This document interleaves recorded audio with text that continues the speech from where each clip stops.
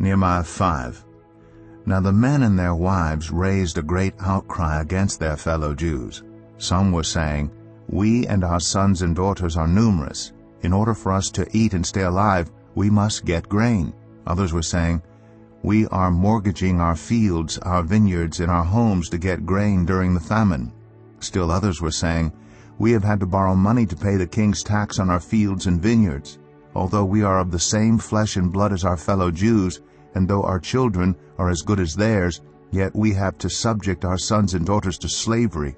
Some of our daughters have already been enslaved, but we are powerless because our fields and our vineyards belong to others." When I heard their outcry and these charges, I was very angry.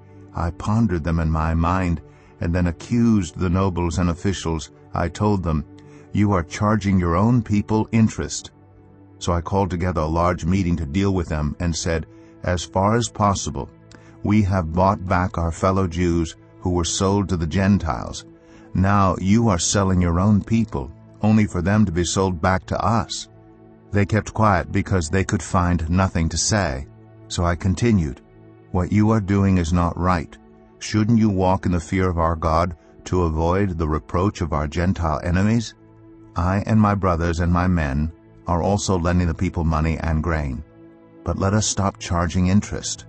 Give back to them immediately their fields, vineyards, olive groves, and houses, and also the interest you are charging them, 1% of the money, grain, new wine, and olive oil. We will give it back," they said, "and we will not demand anything more from them. We will do as you say." Then I summoned the priests and made the nobles and officials take an oath to do what they had promised. I also shook out the folds of my robe and said, "In this way may God shake out of their house and possessions anyone who does not keep this promise. So may such a person be shaken out and emptied." At this the whole assembly said, "Amen," and praised the Lord, and the people did as they had promised. Moreover, from the 20th year of King Artaxerxes, when I was appointed to be their governor in the land of Judah, until his 32nd year, 12 years, neither I nor my brothers ate the food allotted to the governor. But the earlier governors, those preceding me, placed a heavy burden on the people and took 40 shekels of silver from them in addition to food and wine. Their assistants also lorded it over the people, but out of reverence for God, I did not act like that. Instead, I devoted myself to the work on this wall. All my men were assembled there for the work. We did not acquire any land. Furthermore, 150 Jews and officials ate at my table, as well as those who came to us from the surrounding nations. Each day 1 ox, 6 choice sheep, and some poultry were prepared for me, and every 10 days an abundant supply of wine of all kinds.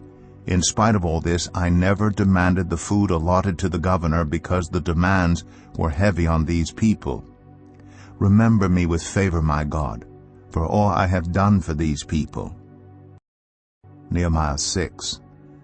When word came to Sanballat, Tobiah, Geshem, the Arab, and the rest of our enemies, that I had rebuilt the wall, and not a gap was left in it, though up to that time I had not set